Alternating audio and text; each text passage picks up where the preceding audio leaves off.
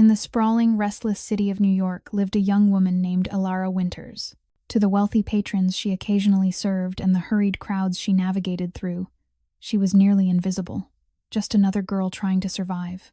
Her face blending into the background. Her life from the outside seemed simple, only work and quiet existence. But inside the cramped apartment she called home in the Bronx, a different story unfolded, thick with the scent of yesterday's fears. Alara woke at 4 a.m, pulled from restless sleep not by light but by the sound of her mother coughing, wet and rattling, the kind that brought blood. She rushed to find her mother Margaret, trembling with a stained cloth pressed to her lips. In the corner stood her 8-year-old brother Ethan, eyes wide with terror, his small hands signing frantically. He had been mute since birth, and his silence in moments like these felt heavier than any scream. She signed back that everything would be fine, a lie she had told so many times it no longer felt like lying. The cancer was stage 3, and without insurance they were watching her mother fade one cough at a time. The apartment walls were stained with mold, pipes leaked brown water, cockroaches crawled freely. The refrigerator held only expired milk and bread she had to cut mold from before giving to Ethan. On the table sat a mountain of bills. Hospital fees long overdue, rent 2 months late, nearly $90,000 in debt. The landlord had come 3 days ago, his threats of eviction sharp as knives. 2 weeks earlier she had lost her job for refusing to provide special services to a customer. But today there was work. A last-minute shift at a charity gala at the Obsidian Hotel. The pay was more than a week of wages, a lifeline she clung to with desperate hope.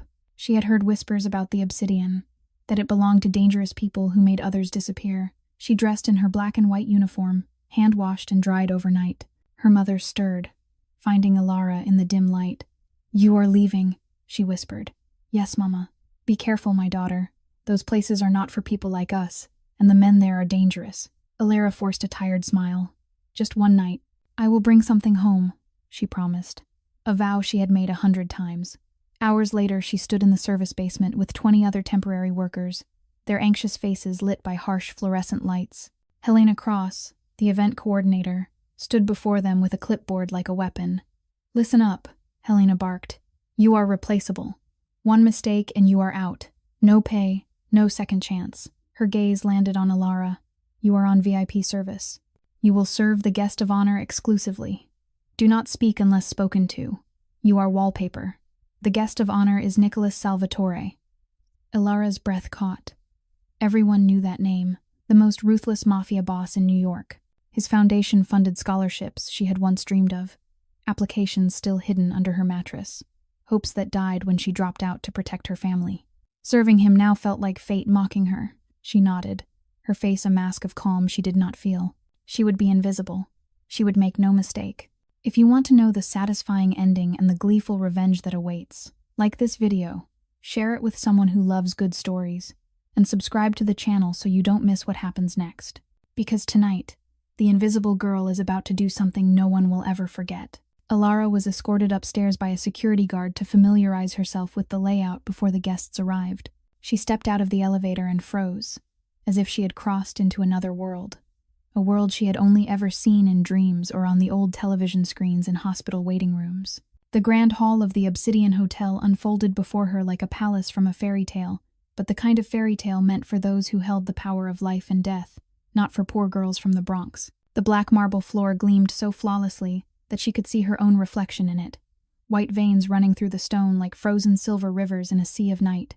Massive crystal chandeliers hung from the soaring ceiling, thousands of crystals scattering a warm glow like imprisoned stars, each chandelier likely worth more than the decaying apartment her family was living in.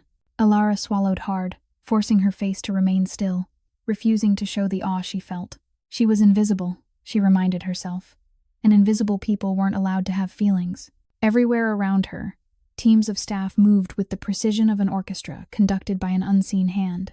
They spread pristine white silk tablecloths, the kind of silk that Alara knew, just by touching it, cost more than her entire month's rent. Polished silver plates were lined up in perfect order. Gold-plated cutlery gleamed beneath the lights. Crystal glasses so delicate they seemed as if they could shatter with a single breath. She passed the bar area and saw bottles of liquor lined up on the shelves. Names she couldn't pronounce because they were in French or Italian. But she knew each bottle was worth 3 months of her mother's medication. 3 months, 3 months her mother could live longer, hope longer, watch Ethan grow just a little more. All of it locked inside a single bottle that people here would empty in minutes and forget. But what made Alara's chest tighten wasn't the liquor, or the crystal, or the silk. It was the flowers. Massive floral arrangements stood throughout the hall, each one reaching her chest, overflowing with pure white lilies, pale purple orchids, and deep red roses the color of blood. A sweet fragrance filled the air, a kind of luxury scent she had never known. She stopped in front of one arrangement, staring at the flawless petals without a single crease, and her mind began calculating on its own. One rose here, just one, was probably worth a week of pain medication for her mother. This entire arrangement could pay for a full round of chemotherapy, and there were dozens like it scattered across the hall. Hundreds of flowers that would wilt after tonight and be thrown away like trash, while her mother was wasting away on a damp bed because there was no money for medicine. A surge of anger rose in Alara's chest, hot and bitter. She wanted to scream, to ask why the world was this unfair, why some people could throw money at decorative flowers while others had to choose between buying bread or buying medicine. But she swallowed the rage like bitter honey, because she knew anger wouldn't help. Anger wouldn't pay the debts. Anger wouldn't cure cancer. Anger would only cost her her job, and losing her job meant losing the last fragile lifeline she had. She kept moving, slipping between the other staff like a shadow. She watched the way they folded napkins into swans, the way they placed each glass exactly a hand's width apart, the way they inspected every fork for the smallest flaw, perfection taken to an obsessive extreme. She wondered if the people who would sit at these tables ever noticed that perfection, or if to them it was simply expected, like the sun rising each morning. Maybe that was the greatest difference between the rich and the poor, she thought. The poor were grateful for every scrap of bread, while the rich didn't even look at a feast. She stopped at the VIP table, the place she would serve tonight. It stood on a platform higher than the rest of the hall, like a throne gazing down upon its subjects. The chairs were upholstered in black velvet, tall, backed, and imposing, each one like a small throne for the kings and queens of the underworld. This was where Nicholas Salvatore would sit. This was where she would have to stand and serve, head bowed and silent, while the most powerful man in New York ate and laughed just a few steps away from her. Alara drew in a deep breath. She had stepped into paradise, but this was the devil's paradise, and she was nothing more than a tiny ant trying not to be crushed beneath expensive shoes. Alara was checking the placement of the glasses on the VIP table when a voice sliced through the air like a blade, sharp, cold, and dripping with contempt. She turned her head and saw a woman enter the grand hall. No, not enter, but appear as if the entire room had been created solely as a backdrop for her. Victoria Ashford wore a blazing red gown the color of blood, diamonds cascading over her neck and wrists, each stone glittering beneath the chandeliers like tiny imprisoned stars against her ivory skin. Her golden blonde hair was styled into flawless waves that spilled over her shoulders, her face perfectly made up without a single flaw. Her red lips curved into a smile that Alara instantly recognized as fake. She was beautiful, breathtakingly so, but it was the cold beauty of a statue, perfect and lifeless. Trailing behind Victoria was a photographer clutching a professional camera and 2 makeup artists hovering like obedient puppies. Victoria stopped in the center of the hall, swept her gaze around, then frowned, irritation clearly etched on her face, as if she had just caught an unpleasant smell. "This lighting won't do," she declared, her voice echoing through the room. "It makes my skin look washed out." "Fix it." A technician hurried over to adjust the lights, while Victoria stood there with her arms crossed, fingers tapping impatiently against her arm. She looked toward the stage where the speech would take place and strode forward with long, commanding steps. "I'll stand here when I introduce Nicholas," Victoria told the photographer. "3/4 angle, remember, not straight on. Straight on makes my nose look bigger. And when I hug him, shoot from the left. The left is my best side." She tested a few poses, tilting her head left then right, checking the shadows on her face as if this were a magazine photo shoot and not a charity gala.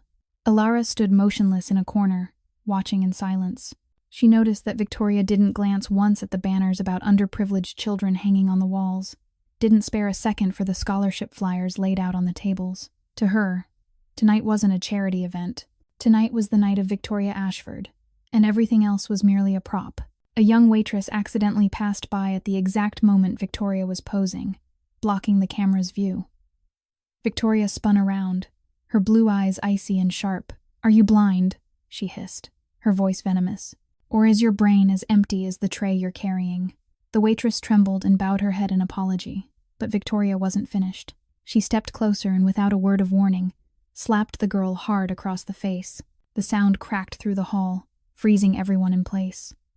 "Watch where you're going next time," Victoria said coolly, then turned away as if she had just brushed dust from her dress. No one dared to speak. The waitress stood there, one hand clutching her reddening cheek, tears threatening to spill but not daring to fall. Alara felt her blood boil. She wanted to step forward, wanted to say something, but her feet felt nailed to the floor. She remembered being berated by her old restaurant manager, remembered the humiliation of being treated like trash. She understood the look in that waitress's eyes, the look of someone who knew she had no right to fight back, no right to be angry, only the right to bow her head and endure because she needed the money. Victoria stepped out onto the small balcony at the corner of the hall, pulled out her phone, and turned her back to the room. Alara wasn't trying to eavesdrop. She was only moving toward the drink preparation area and happened to pass by. But Victoria's voice carried to her ears, low but clear enough to hear. "Is everything ready?" Victoria asked, her tone completely different from her earlier arrogance, darker, more secretive. "Good. Tonight will end everything. After tonight, it'll all be ours." She paused, listening to the person on the other end, then let out a soft laugh, cold as a winter wind.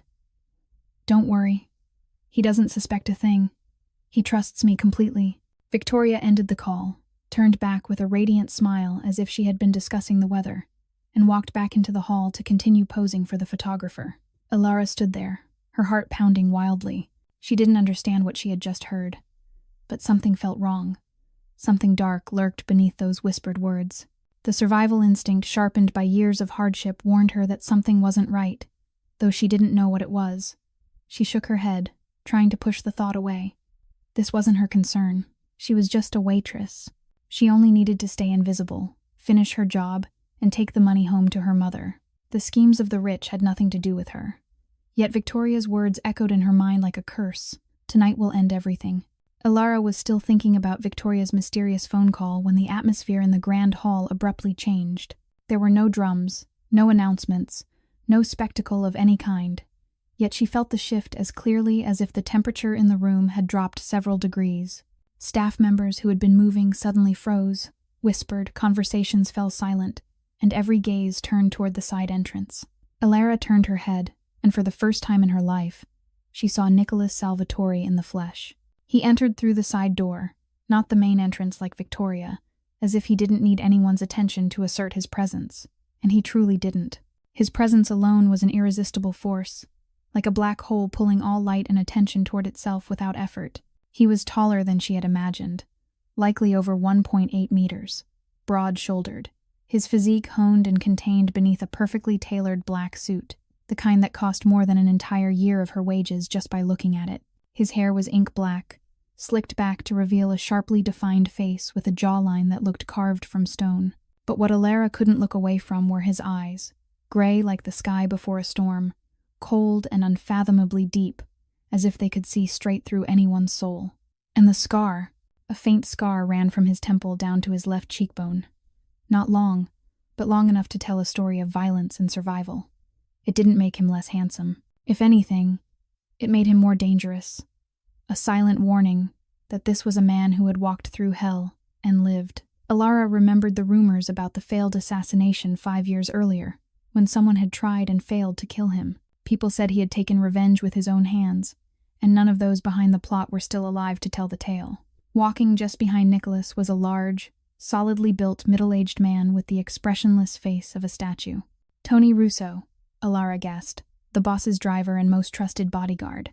She had heard whispers about Tony, that he had once been a mercenary before Nicholas's father saved his life, and that he had been loyal unto death ever since. The two men moved as one, Tony always positioned to shield Nicholas from any threat, his eyes sweeping the room like radar searching for danger. Victoria spotted Nicholas and transformed instantly. The disdain she had shown the staff vanished, replaced by a radiant smile and sparkling eyes as if she had just seen the love of her life. She hurried over, her heels clicking against the marble, and looped her arm through Nicholas's with perfectly rehearsed affection. "Darling, I missed you so much," she murmured loudly enough for those nearby to hear. But Alara noticed something no one else seemed to, because no one dared to look closely. Nicholas didn't return the embrace. His arm hung loosely at his side. His body didn't lean toward Victoria by even a millimeter, and those gray eyes looked elsewhere, as if his mind was very far away. It was the cold distance of two strangers, not of an engaged couple. At that moment, a young waitress carrying a tray of crystal glasses passed by, likely overwhelmed by the boss's arrival, tripped over a chair leg and pitched forward. The tray tilted, the expensive glasses sliding to one side, on the verge of crashing to the floor. Alara saw everything slow down, imagined the sound of shattering glass, Helena's furious shouting, and the poor waitress being thrown out with nothing to her name. But it didn't happen. Nicholas, with lightning-fast reflexes, stepped forward and caught the waitress by the arm, steadying her while his other hand gripped the edge of the tray to keep it from tipping further. The glasses trembled but didn't fall. "Careful," he said, his voice low and calm, as if he had just picked up a fallen leaf, rather than saved someone from disaster. "The floor is slippery." The waitress stood there shaking, her face pale, lips moving without sound. Nicholas didn't wait for thanks. He simply gave a small nod and moved on, as if what he had done wasn't worth mentioning.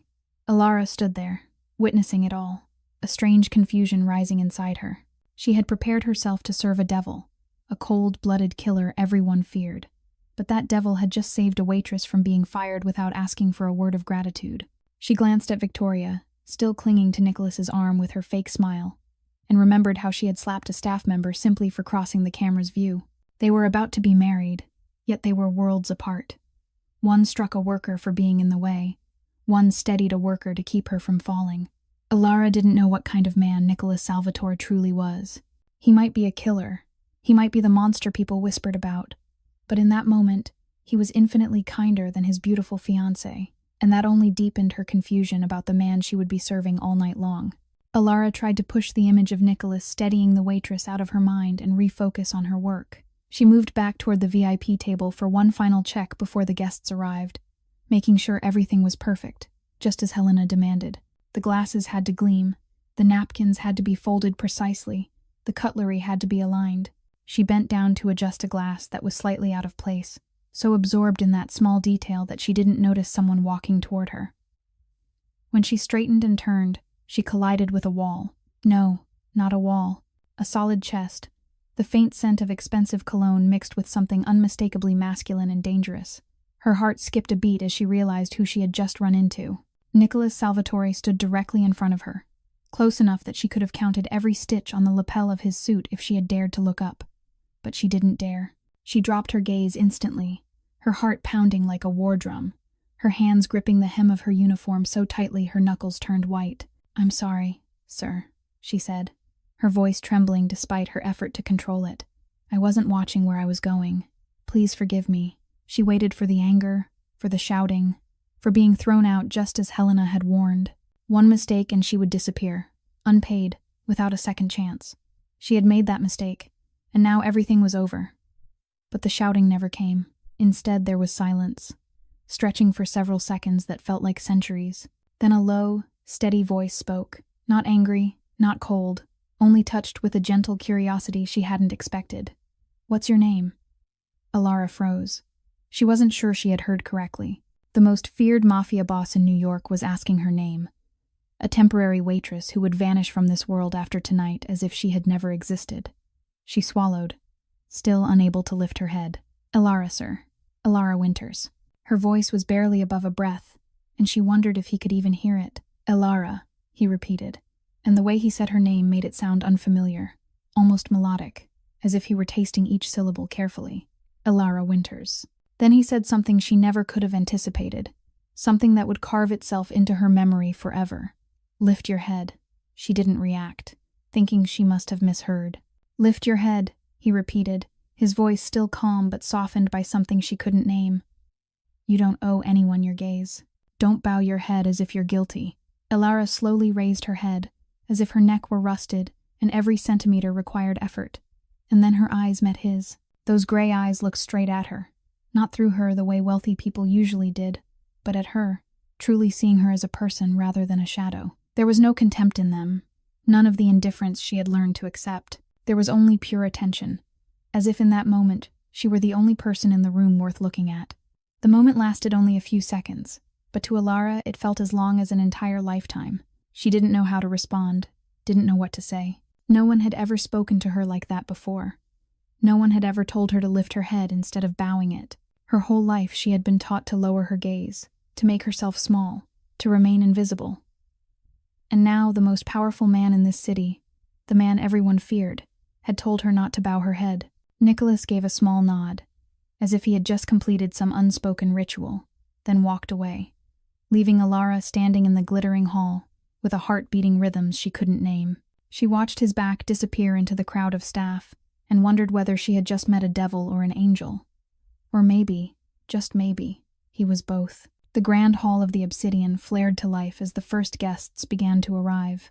Alara stood at her assigned position near the VIP table, a silver tray balanced in her hands, her face fixed in the professional, emotionless calm she had learned through years of serving. Inside, however, her mind still lingered on the brief encounter with Nicholas, his words echoing like a melody she couldn't shake. She didn't owe anyone her gaze. No one had ever said that to her before. No one had ever looked at her the way he had. She gave a small shake of her head and forced herself to focus. This wasn't the time to dwell on meaningless thoughts. She was here to work, to earn money, to save her mother, not to be unsettled by the gray eyes of a Mafia boss.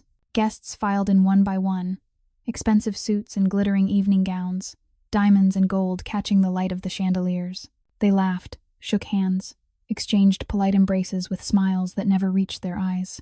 Alara realized this wasn't merely a charity gala. This was a stage for the powerful, a place where silent deals were sealed with glances and subtle nods.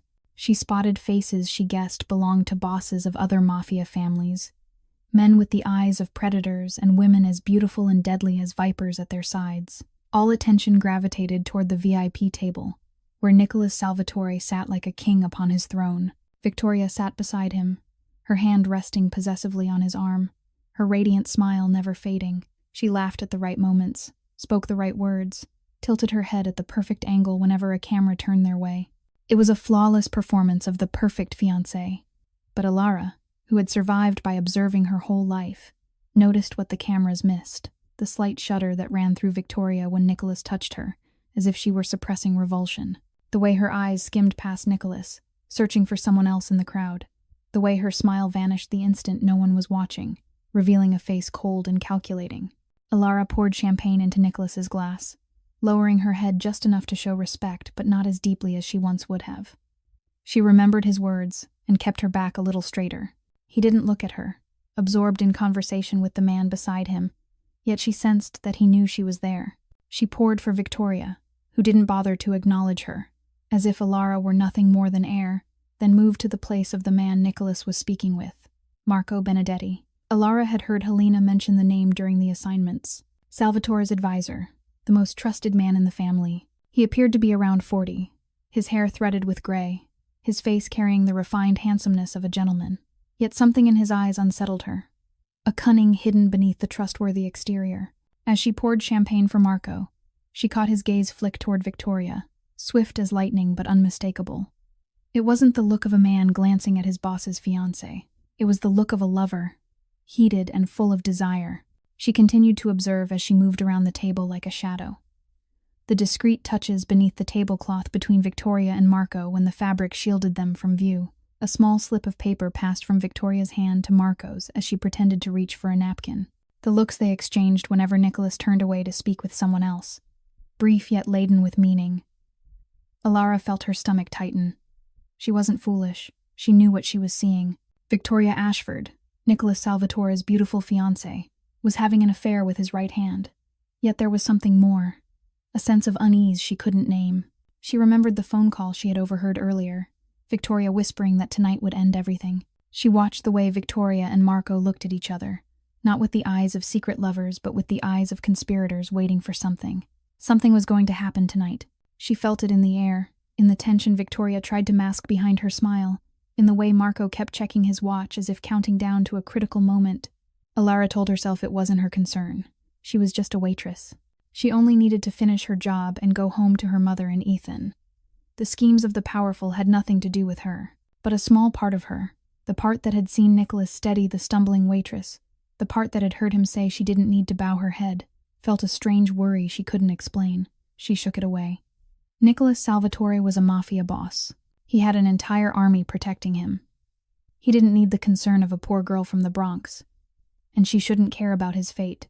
She shouldn't care at all.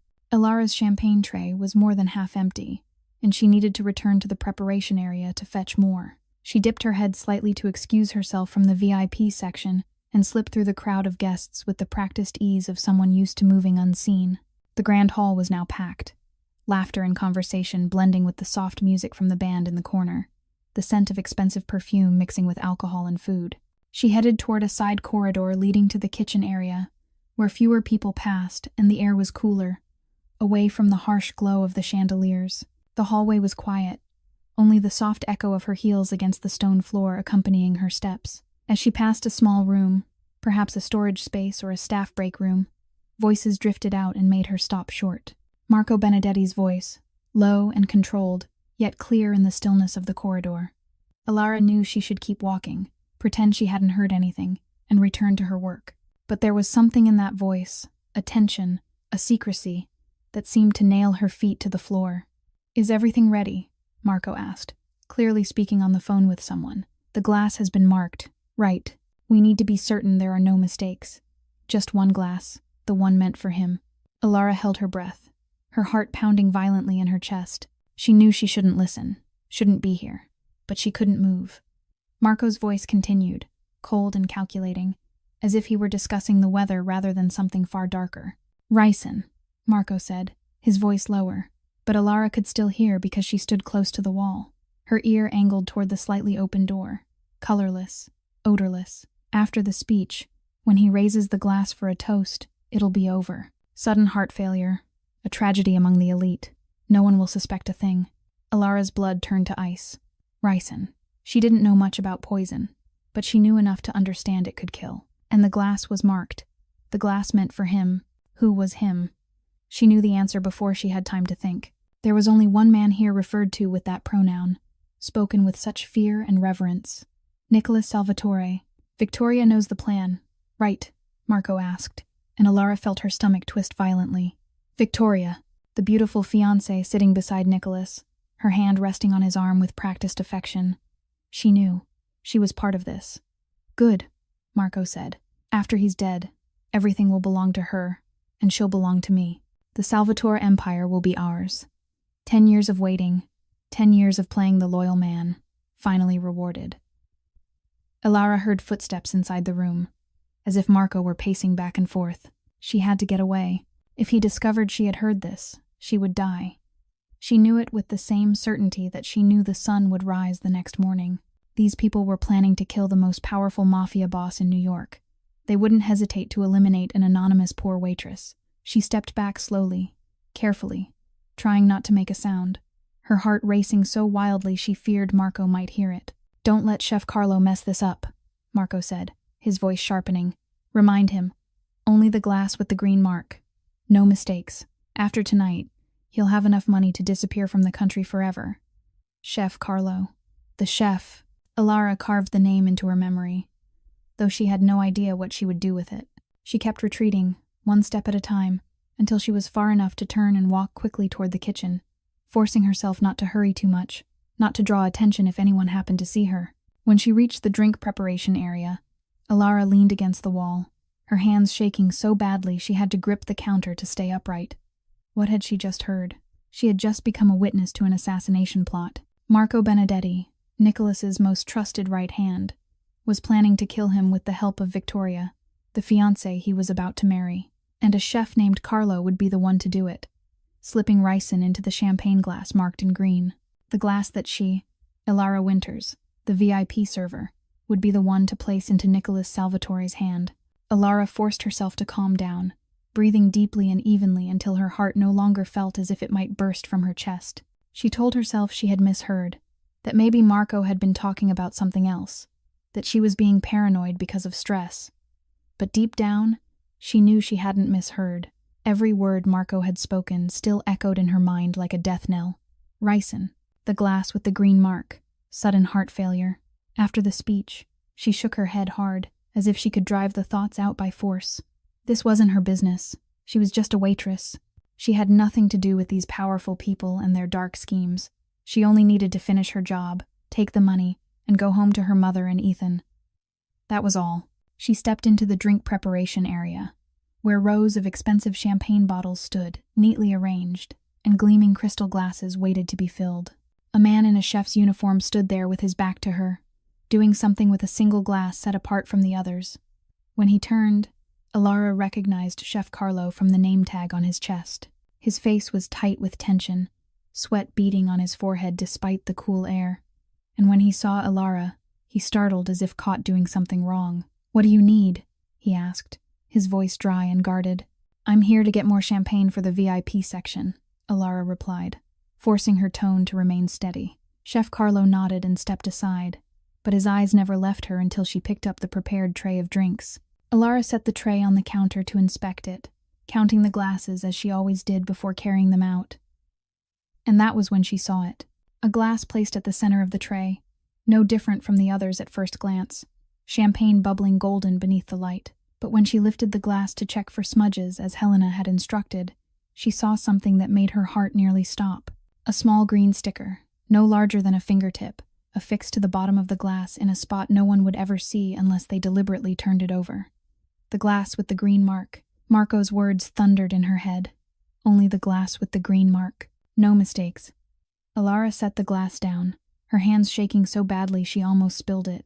This was the glass with the ricin, the glass that would kill Nicholas Salvatore, and she was the one who would carry it to him.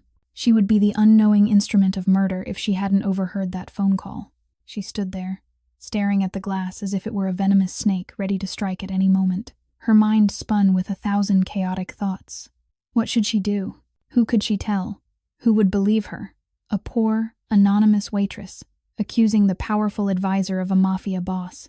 They would laugh in her face, or worse, they would kill her to silence her. Marco had an entire network of power within this family. He had played the loyal man for 10 years. Who would believe the words of a girl they had never met over the right hand who had served them for a decade? But what if she stayed silent? What if she pretended she knew nothing and carried that glass to the VIP table as instructed? Nicholas would raise it, would drink, and would die. A man would die by her hands, even if she hadn't meant it. She would live the rest of her life with that secret, knowing she could have stopped a murder and chose silence out of fear. Could she bear that? Could she look into her mother's eyes, into Ethan's eyes, and pretend nothing had happened? Alara thought of Nicholas. He was Mafia, a boss of the underworld, someone who might have killed, who might have done terrible things she couldn't imagine. But he was also the man who had caught a stumbling waitress without expecting thanks. He was the man who had looked into her eyes and told her she didn't need to bow her head. He was the only person in that room full of power who had treated her like a human being. Did he deserve to die? Who had the right to decide that? Marco Benedetti, the traitor who had lain in wait for 10 years. Victoria Ashford, the fake woman willing to kill her future husband to seize his empire. She looked down at her hands that had worked relentlessly her entire life to support her family, hands that had held her mother through nights of pain, hands that had taught Ethan sign language when the boy was alone in his silent world. These hands would become the hands of a killer if she delivered that glass to Nicholas. Even if she hadn't poisoned it, even if she hadn't known, she would still be the final link in this murder plot, and she couldn't accept that. But if she acted, she would lose everything: tonight's pay, her job, perhaps even her life. Her mother would have no money for medicine. Ethan would have no one to care for him. She was standing at a crossroads, one path leading to her family's safety, the other to her own conscience. And she didn't know which path she would choose. The music stopped and the lights in the grand hall softened, leaving only the spotlight trained on the stage. It was time for the speech. Alara stood at her position near the VIP table, the champagne tray steady in her hands, the glass with the green sticker resting at the center like a ticking bomb. She still hadn't decided what she would do, her mind a storm of fear, doubt, and something that felt like anger at the injustice she had been pushed into. Nicholas stepped onto the stage amid polite applause, his stride confident and commanding, as if the world itself had been built for him to walk across. "Ladies and gentlemen," Nicholas began, his deep voice carrying through the hall, "I want to thank you all for being here tonight. Not only to support the Salvatore Foundation, but to support the children we're trying to help." Alara watched him beneath the spotlight, the light crowning him like a halo, and she thought of the children he spoke of. Children like Ethan, like herself once, poor children dreaming of chances they were never meant to have. His foundation funded scholarships for those children. And even if he was Mafia, even if he might have done terrible things, he was doing this one good thing. Who had the right to take that away? This year, Nicholas continued, we've awarded full scholarships to more than 200 students from low-income families. 200 children who now have a chance to go to school, a chance to dream, a chance to become whatever they want to be. That's why we're here tonight. Not for prestige, not for pretty photographs, but for those children. Alara swallowed. She glanced at Victoria at the VIP table, her radiant smile fixed in place, her eyes cold and untouched by his words. Then she looked at Marco, nodding with false approval while his hand clenched beneath the table, waiting for the moment everything would end. And now, Nicholas said, his voice warming, I invite all of you to raise a glass with me, to toast the future of the children we're helping, and to thank you for your generosity tonight. He stepped down from the stage to applause, and Alara knew the moment had come. She moved toward the VIP table with the champagne tray, her legs heavy as if weighted with lead, her heart pounding wildly. She set the tray down and began handing out glasses. A glass for Victoria, a glass for Marco, glasses for the other guests, and finally the glass with the green sticker, the lethal one, placed directly before Nicholas, exactly as instructed. Nicholas lifted the glass, golden bubbles shimmering beneath the lights. Alara stepped back one pace, the proper distance for an invisible server. She could stay silent. She could turn away, take her pay, and go home as if nothing had happened. Nicholas would drink, would die, and no one would know she had known. She would be safe. Her family would be safe. It was the easy choice, the choice anyone in her position would make. But Alara wasn't just anyone. She was the girl who had raised a deaf brother with bare hands while still a teenager. She was the woman who had refused to sell herself even when desperation closed in. She was the person who had taught Ethan that no matter how cruel the world was, there were still right things worth protecting. Letting a man die in front of her when she could stop, it wasn't the person she wanted to be. It wasn't the example she wanted to set for her brother. Nicholas raised the glass to his chest, smiling at the crowd. To the future, he said. To the future. The hall echoed back, a forest of crystal lifted high. Victoria smiled, anticipation lighting her eyes. Marco clenched his fist beneath the table, jaw tight. Nicholas brought the glass to his lips, and Alara acted. She didn't think or calculate. She moved on pure instinct. She lunged forward, and before anyone could understand what was happening, she drove her fist straight into Nicholas Salvatore's face. The punch was hard enough that pain shot through her knuckles, but it did what she needed. The champagne glass flew from Nicholas's hand, arcing through the air in slow motion, before shattering across the black marble with a sharp crash that rang through the deadly silence. 1 second, 2 seconds. The entire hall froze as if under a spell. No one breathed, no one moved. Then hell broke loose. Assassin, someone screamed. She's an assassin. Security surged in from every direction like wolves, guns drawn, metal clattering. Alara was slammed to the floor with a force that knocked the breath from her lungs, her face pressed against cold stone, her arms wrenched behind her back. Someone drove a boot into her spine. Someone yanked her hair. She heard Victoria screaming somewhere above, her voice shrill with fury. Get her.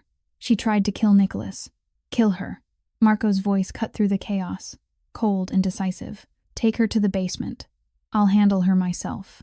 Alara was dragged across the floor, marble scraping her skin, her head striking table legs.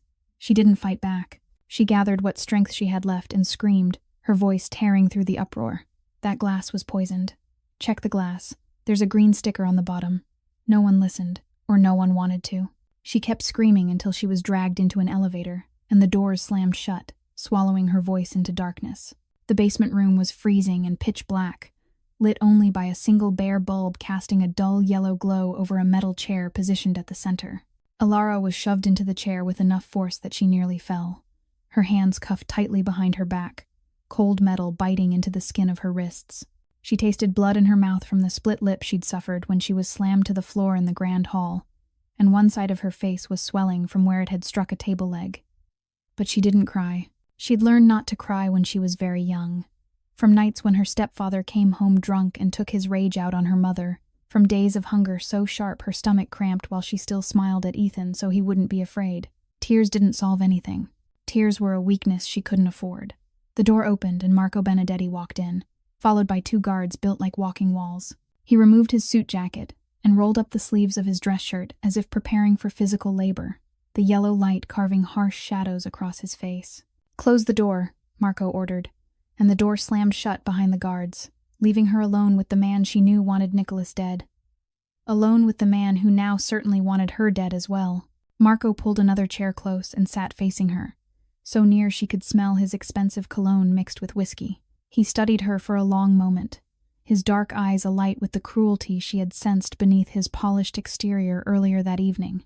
Then he spoke, his voice disturbingly gentle. "Who sent you here?" "No one," Elara replied, her voice hoarse but steady. "I'm just a waitress." Marco nodded as if considering her answer, then without warning, slapped her across the face. The blow snapped her head to the side, her ears ringing for seconds as the taste of blood deepened in her mouth. "Don't play games," Marco said, his tone still mild, as if he'd merely asked about her health instead of striking her. "Who do you work for?" "Ricci. Colombo. Or someone out of Chicago sent you." Elara lifted her head and looked straight into his eyes despite the pain throbbing through her face. "I don't work for anyone. The champagne glass was poisoned. You need to check it." Marco laughed, the sound cold and empty. "Poison." He stood and began to circle her like a predator stalking prey.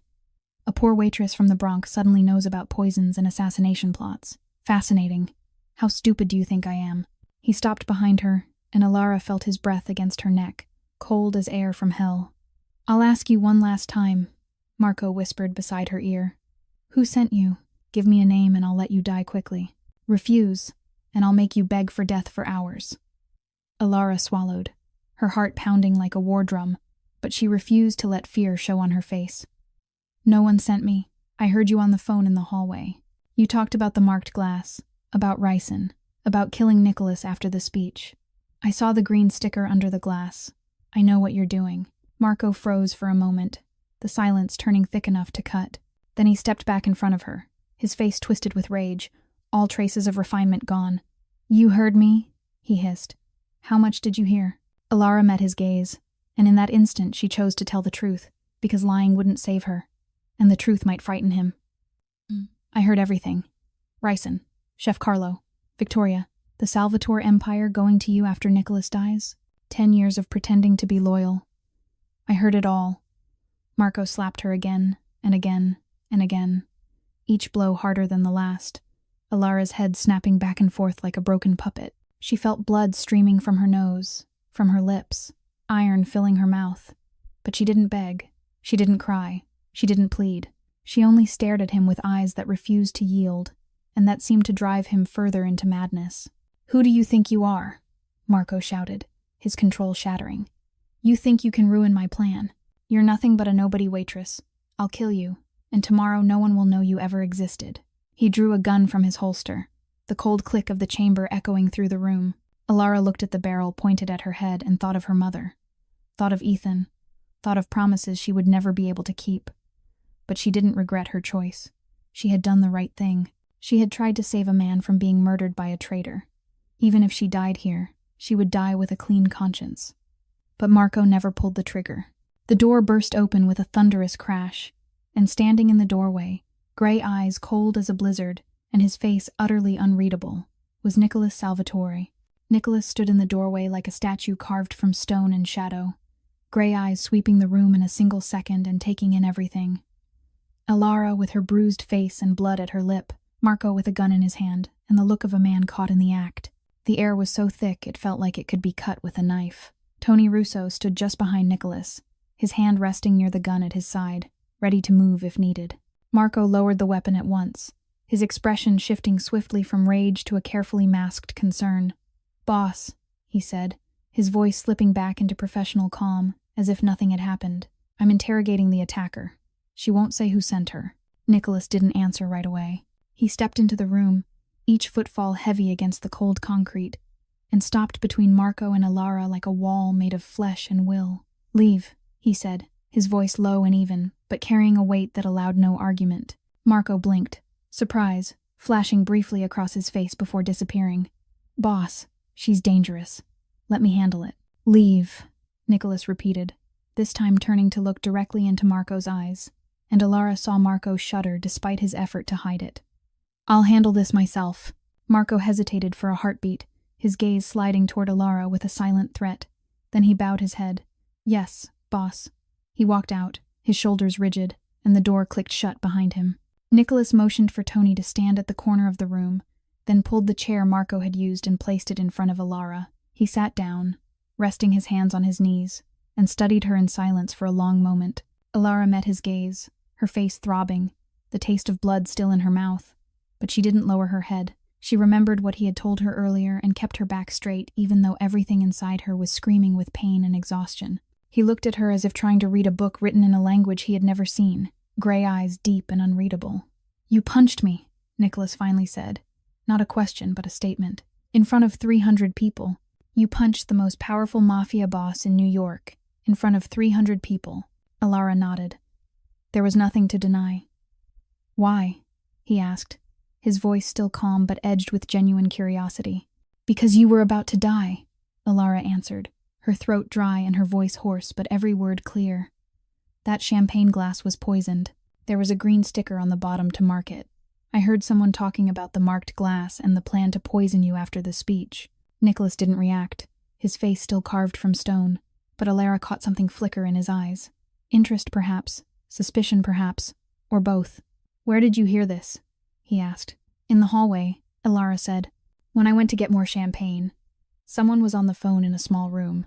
I heard them talk about ricin, about the glass with the green mark, about you dying from sudden heart failure so no one would suspect anything." "Who said it?" Alara hesitated. She remembered Marco's voice, remembered his words, but she also knew Marco was Nicholas's right hand, the most trusted man in this family. If she accused him and Nicholas didn't believe her, she would die. But if she said nothing and Nicholas didn't know who the real enemy was, he would remain in danger. "I didn't see a face," she finally said, choosing to hold back part of the truth. "I only heard a man's voice, but I saw the green sticker. I saw it myself when I checked the glass before bringing it out. It was under the base, no bigger than a fingertip. Green. You can check. The broken glass is still on the floor in the hall." Nicholas watched her a moment longer, gray eyes digging as if searching her soul for lies. Alara didn't look away, because she had nothing to hide, because she was telling the truth, and because if he intended to kill her, she had already done everything she could. "Why?" Nicholas asked softly, almost a whisper. "You don't know me. I could be a monster. I could have killed people. Why risk everything for someone like me?" Alara was silent for a moment, considering the question. "Because no matter who you are," she finally said, "no one deserves to die by betrayal. And because," she hesitated, searching for the right words, "you were the first person who looked me in the eye and told me I didn't need to bow my head." Something shifted in Nicholas's gaze, just for an instant, like a hairline crack forming in eternal ice. Then he stood, pulled out his phone, and turned away from her. "Tony," he said, "have someone collect the fragments of the champagne glass from the hall. Every piece, especially anything with a green sticker on the bottom. Send them for testing immediately. I want results within 2 hours." Tony nodded and left to carry out the order. Nicholas turned back to Alara, and this time there was something different in his eyes, not entirely cold anymore. "If you're lying," he said slowly, "I'll bury you myself. But if you're telling the truth," he paused as if weighing the words, "if you're telling the truth, I'll owe you my life." Then he walked out, leaving Alara alone in the freezing basement with a fragile hope that the truth would save her, and the fear that it might not be enough. 2 hours passed like 2 centuries. Alara sat in the freezing basement, her hands still cuffed behind her back, her body aching from Marco's blows. Yet her mind was strangely clear. She thought of her mother lying in a hospital bed waiting for her to come home. Thought of Ethan, who was probably awake and watching the door with worried eyes. Thought of everything she would lose if Nicholas didn't believe her. But she also thought of what she had done, of choosing what was right instead of what was safe. And no matter the outcome, she didn't regret it. The door opened, and Nicholas walked in with Tony, his face still as unreadable as stone. But in his hand was a file she guessed held the answer to her fate. Nicholas sat down on the chair in front of her, opened the file, and read in silence. Alara watched him, trying to read the result from his expression, but his face was an impenetrable wall. Then he looked up, gray eyes fixed on her, and spoke in an even, low voice. "Ricin. The champagne glass contained ricin, a dose strong enough to kill a healthy adult within 24 hours. The symptoms would mimic sudden heart failure. No one would suspect anything. You told the truth. Alara let out a breath she hadn't realized she was holding and felt as if an invisible weight had lifted from her body. She wasn't going to die, at least not today. But Nicholas wasn't finished. He turned to the next page of the file, and his voice grew colder, sharper, like a blade being honed. We checked the security cameras. Every corner of the hotel has cameras, including the drink preparation area. Alara felt her heart quicken as he continued. The footage shows Chef Carlo setting aside a single champagne glass with a green sticker on the bottom, separated from the others. And 30 minutes earlier, the hallway cameras recorded a man entering a storage room and making a phone call. He paused and looked at her with eyes she couldn't read. You said you didn't see his face, but the cameras did. It was Marco Benedetti. Alara wasn't surprised, but hearing Nicholas confirm what she already knew still sent a chill through her. Marco, Nicholas's right hand, the most trusted man in the family, was the one trying to kill him. She saw Nicholas grip the file so hard the papers crumpled, and for the first time she saw a crack in his controlled exterior. There's more, he said, his voice sounding like it came from hell. We reviewed all the footage from tonight. Marco and Victoria met in private 3 times in blind spots they believed were not covered. They kissed.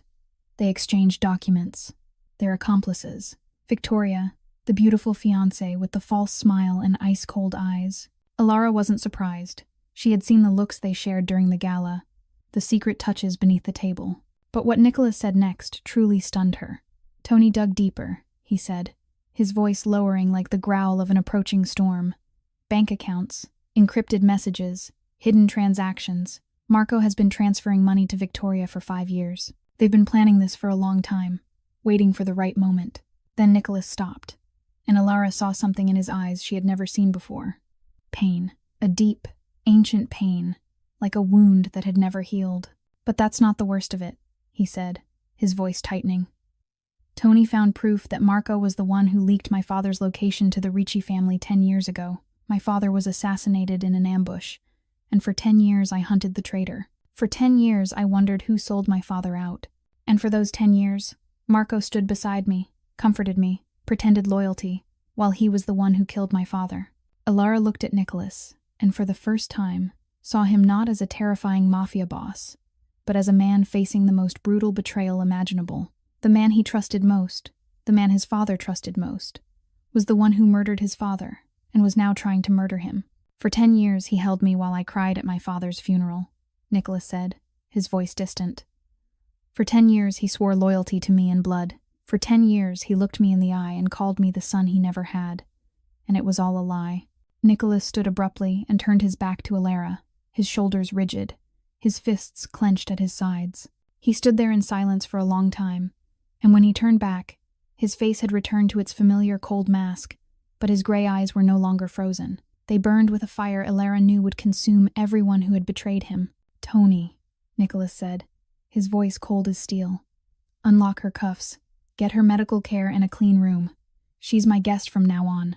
Then he walked toward the door, paused at the threshold, and added without turning around. As for Marco and Victoria, lock them up. I'll handle them myself. And find Chef Carlo before he attempts to flee the city. He will not escape the price of this treachery. Marco Benedetti was held in another room in the basement, his hands tightly bound to a chair, 4 guards standing around him with guns ready. When Nicholas entered, Marco lifted his head, his face still trying to maintain the calm of an innocent man wrongly accused. But Alara saw the fear flickering deep in his eyes when she followed Nicholas into the room. Nicholas had asked her to come along without explaining why, and she didn't ask.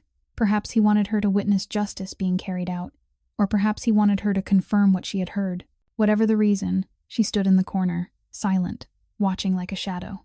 Nicholas said nothing. He simply pulled a chair forward, set it in front of Marco, and sat down, gray eyes fixed on the man who had betrayed him for 10 years. The silence stretched until it became suffocating, heavy as stone pressing on the chest. Marco was the first to break it, his voice still clinging to a mask of innocence. Nicholas, there's been a misunderstanding. I don't know anything about poisoning.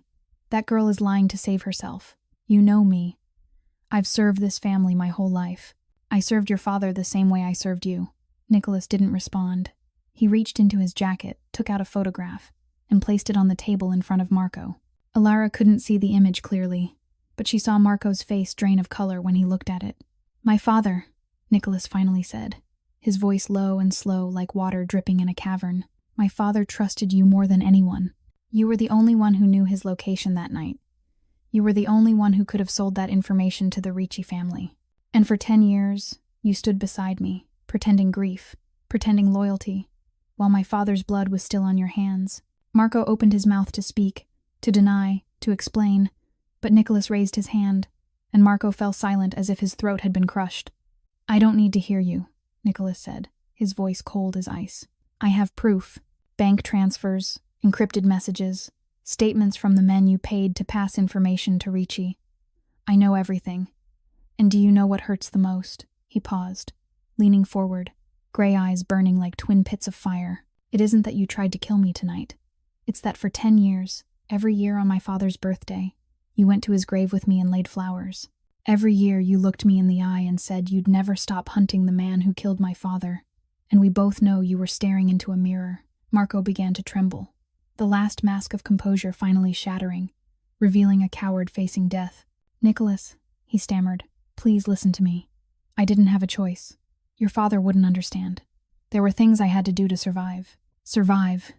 Nicholas repeated the word as if it were something foul. "You killed my father to survive. You pushed a 26-year-old into the role of boss of the largest underworld empire in New York without guidance to survive. You watched me struggle, suffer, and carry everything alone for 10 years to survive." Nicholas stood, drew the gun from his holster with slow, deliberate movements.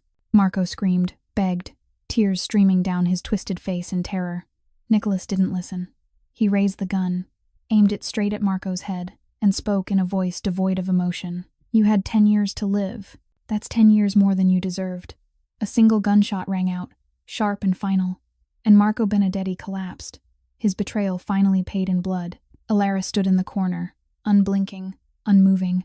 She had witnessed a killing, yet she felt no horror, only the sense that a brutal kind of justice had been carried out.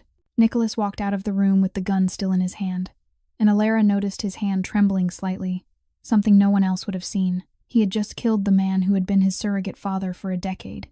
Even if that man was a traitor, that wasn't easy, no matter who he was. Victoria was dealt with differently. She was the daughter of Frank Ashford, the Chicago Mafia boss, and killing her would have meant war between families. Instead, Nicholas sent all the evidence of her plot to her father, along with video footage of Victoria kissing Marco and discussing the plan to kill Nicholas. Frank Ashford, a man who valued honor above all else, disowned his daughter immediately. Victoria was stripped of all power, all money, all protection from the Ashford family. She was expelled from New York that very night, left with nothing but the clothes she wore and a burning hatred in her eyes as she looked back at Alara one last time before disappearing into the darkness. 3 days passed since that fateful night. 3 days during which Alara stayed in a luxurious room at the Obsidian Hotel, treated by a private doctor for her injuries, served meals she had never dared to dream of. Yet every night she woke with worry for her mother and Ethan, wondering if they were all right, wondering when she would be able to go home. Nicholas had sent word to her family saying she was safe and would return soon, but she still couldn't rest easy. On the afternoon of the 3rd day, Tony knocked on her door and said the boss wanted to see her. Alara followed him through long corridors, into an elevator, and finally stopped before a large oak door leading to the private office of Nicholas Salvatore. The room was vast, with windows of glass stretching from floor to ceiling, overlooking all of Manhattan, afternoon sunlight pouring in and casting bands of gold across the polished wood floor.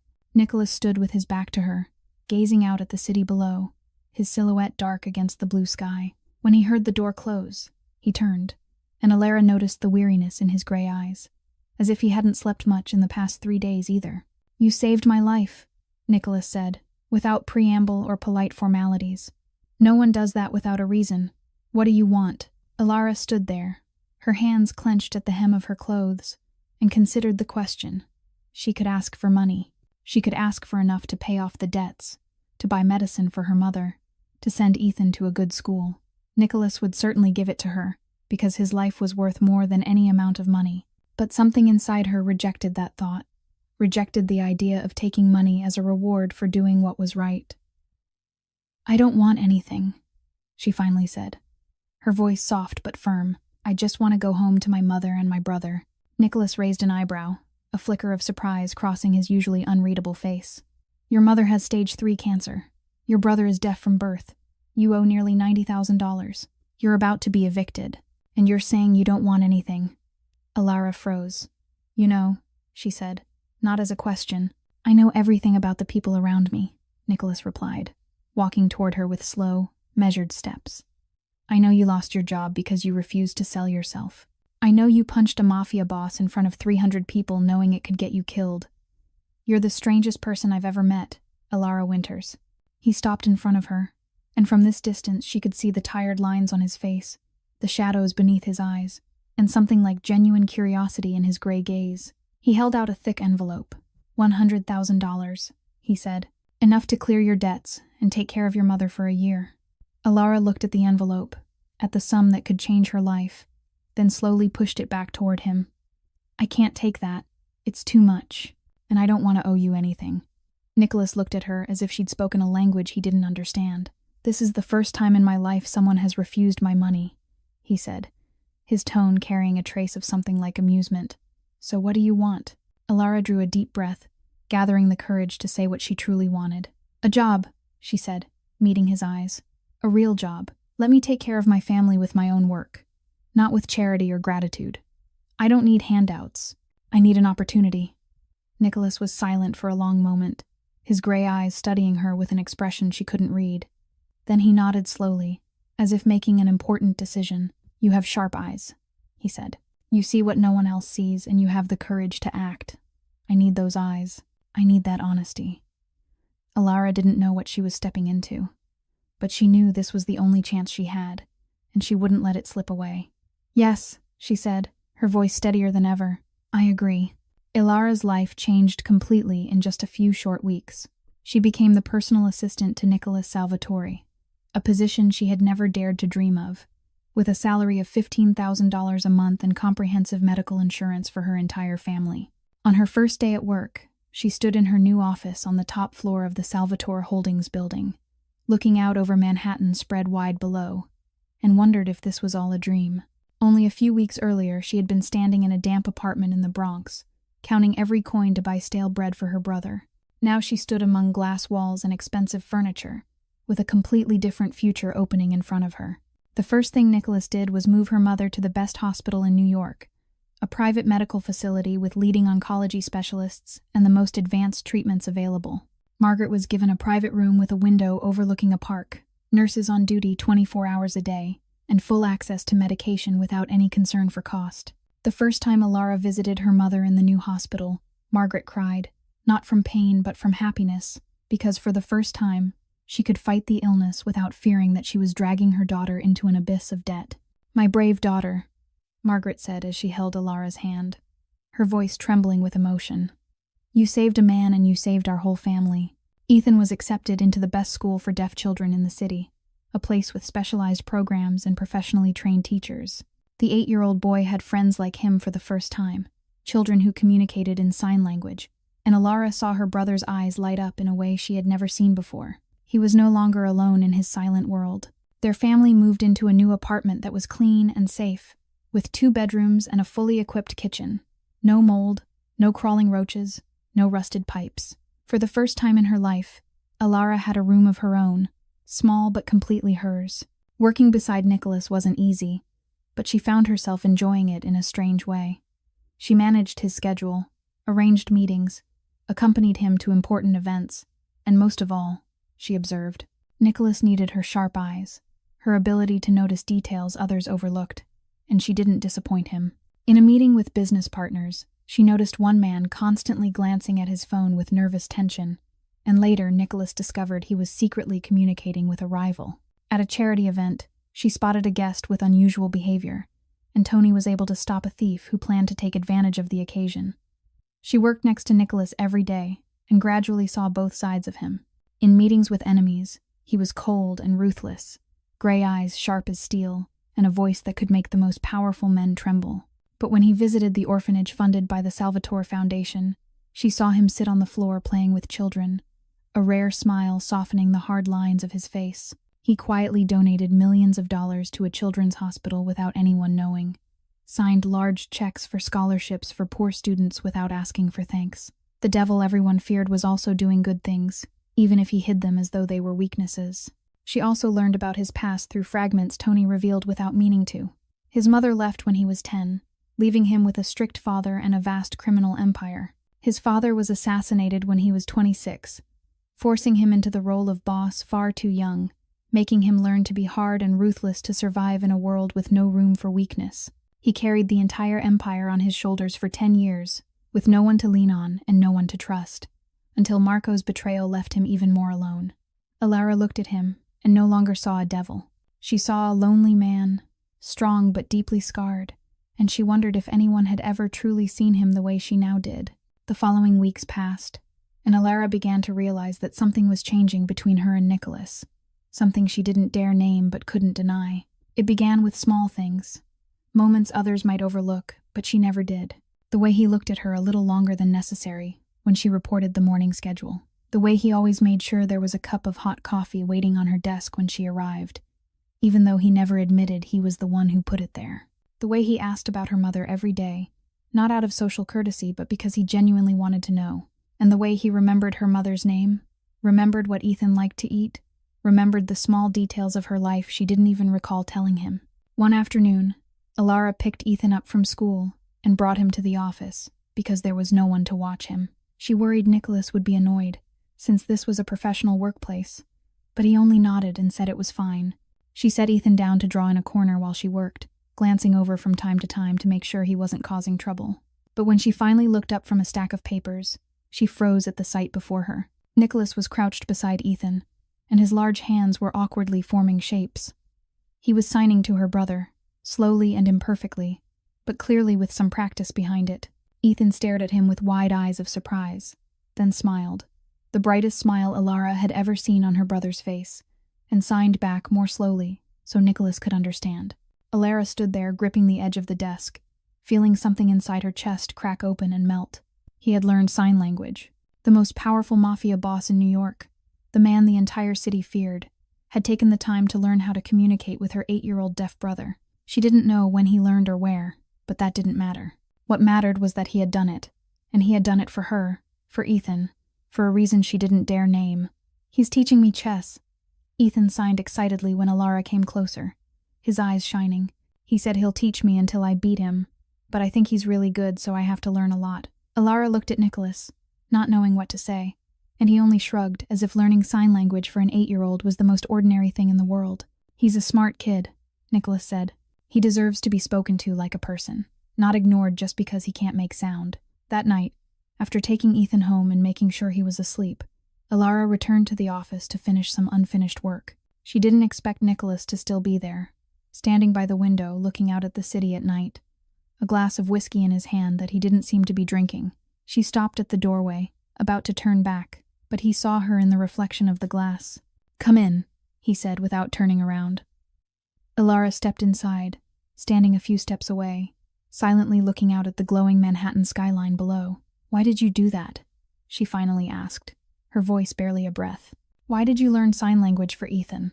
Nicholas was silent for a long moment, and when he spoke, his voice was deeper than usual, softer than usual.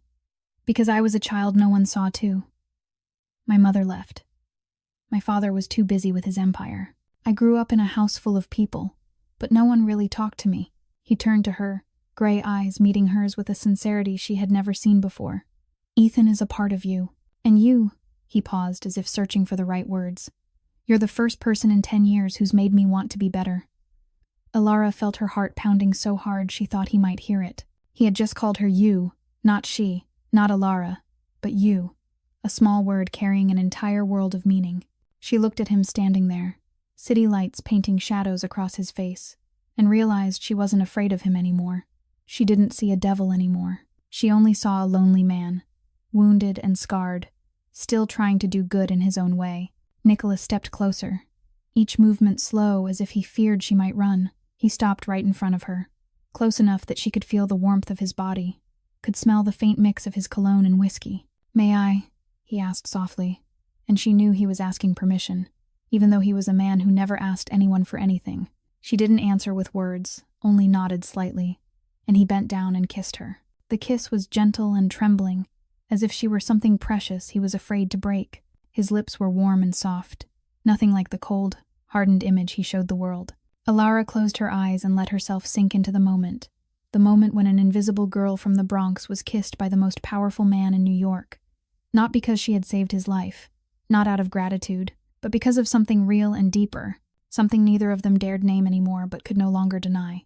Happiness was as fragile as morning dew, and Alara should have known that darkness never spares those who dare to reach for the light. 2 weeks after their first kiss, she and Nicholas were slowly building something neither of them dared to name.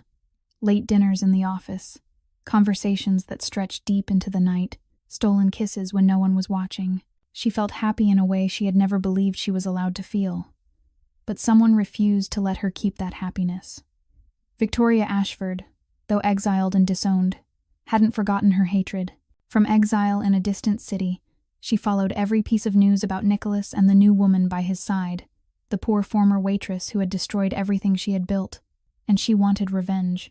That afternoon, Alara went to pick Ethan up from school as she always did, unaware that 2 black cars had been following her since morning. The moment she took her brother's hand and stepped out of the school gate, everything happened too fast for her to react. A car screeched to a stop in front of them. 2 men in black rushed out, one clamping a drug-soaked cloth over her mouth, while the other restrained Ethan as he struggled. She tried to fight, tried to scream, but the chemical burned her lungs and her head spun as the world slipped into darkness. The last thing she saw before losing consciousness was Ethan's terrified eyes and his small hands signing desperately, calling for his sister. When Alara woke up, she was lying on cold concrete in an abandoned warehouse, her hands tied behind her back and her mouth sealed with tape. Her head throbbed and her body shook from cold and fear. Where was Ethan was the first thought cutting through the pain.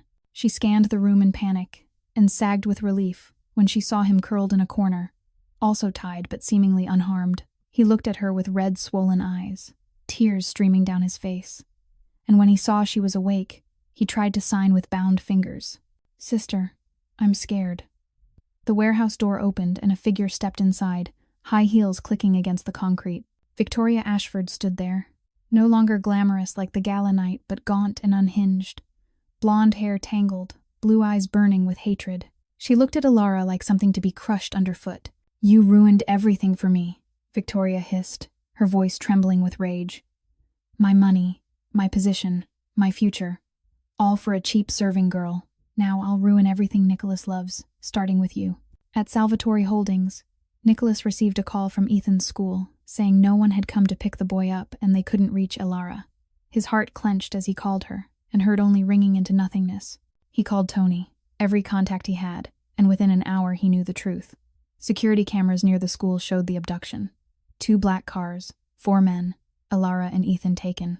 And a message from Victoria appeared on his phone with simple words.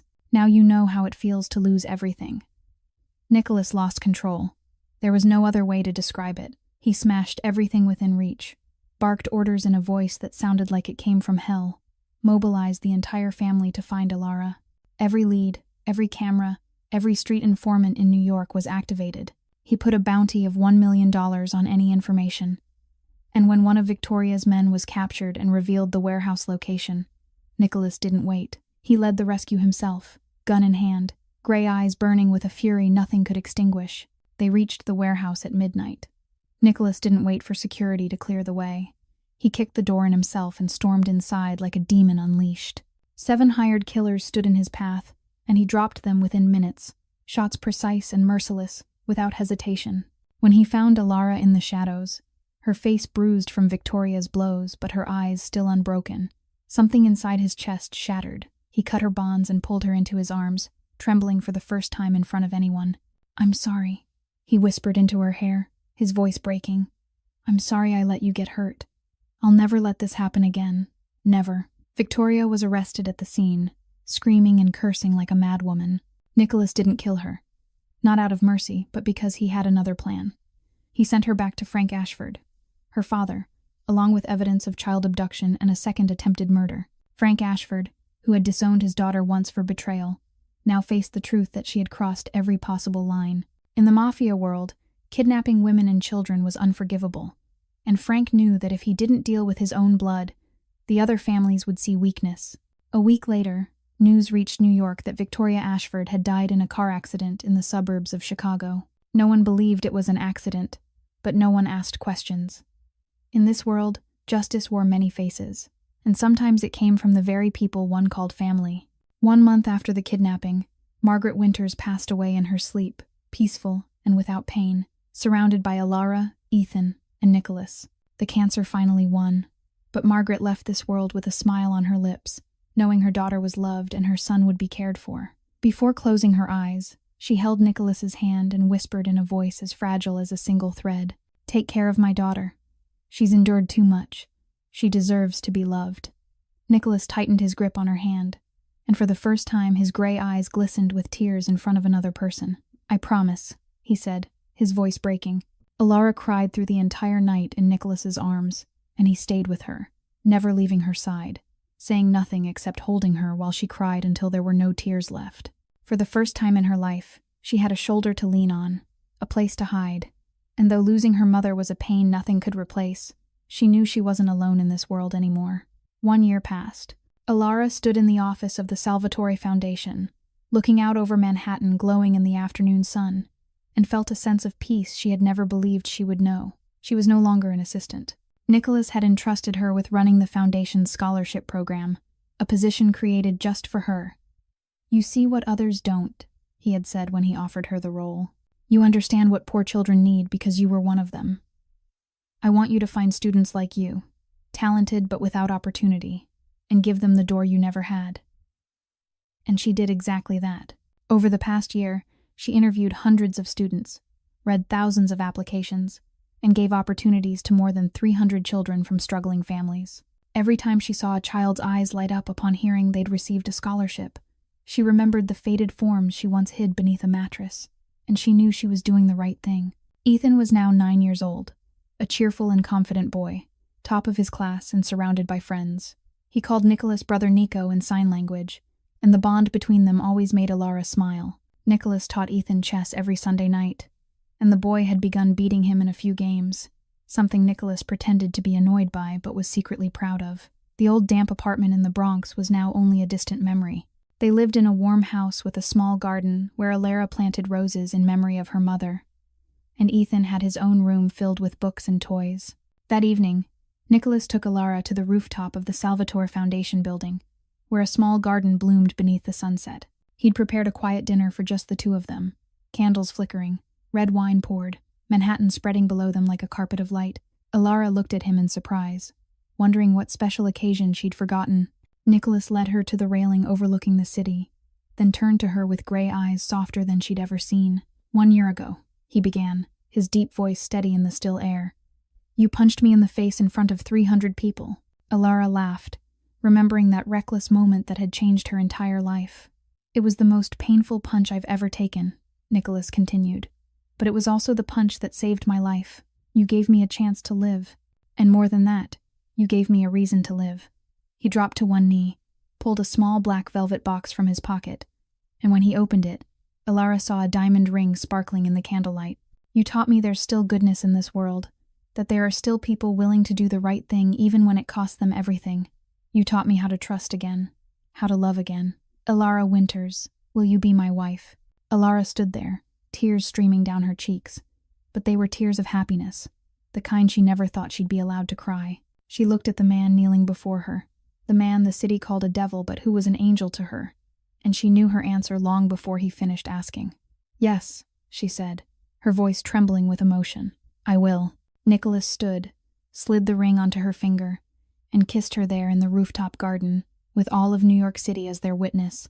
And that's how an invisible girl from the Bronx found the one person who truly saw her. That's how a devil found a reason to become human. That's how a love born from darkness came to shine brighter than any light in the city that never sleeps. This story teaches us that sometimes the right thing is also the hardest thing to do, but if we have the courage to act according to our conscience, life will find a way to reward us. Alara had nothing but honesty and courage, and those were the very things that changed her entire life. She didn't beg, didn't plead, didn't sell her dignity even in her darkest moments, and when opportunity came, she took it with her own hands. The The greatest lesson of this story is that no matter how poor you are, no matter how much you're looked down upon, you still have the right to choose who you become. And that choice, not money or status, is what truly defines you. Thank you for listening to this story all the way to the end. If this story touched your heart, please like and share this video with those you love so they can hear a meaningful story too. Don't forget to subscribe and turn on notifications so you won't miss our daily stories. We'd love to know how this story made you feel. Have you ever faced a difficult choice between safety and doing the right thing? Have you ever met someone who changed your life the way Nicholas changed Alara's? Please share your thoughts and stories in the comments below, because we truly want to hear the voices that come from deep within your hearts. And because every story deserves to be told and heard, I wish all of you watching this video good health, a joyful life, and peace each day. No matter how hard life gets, always remember that after the rain, the sky clears, and sometimes miracles come from the places we least expect. Thank you once again. Goodbye, and I'll see you in the next video.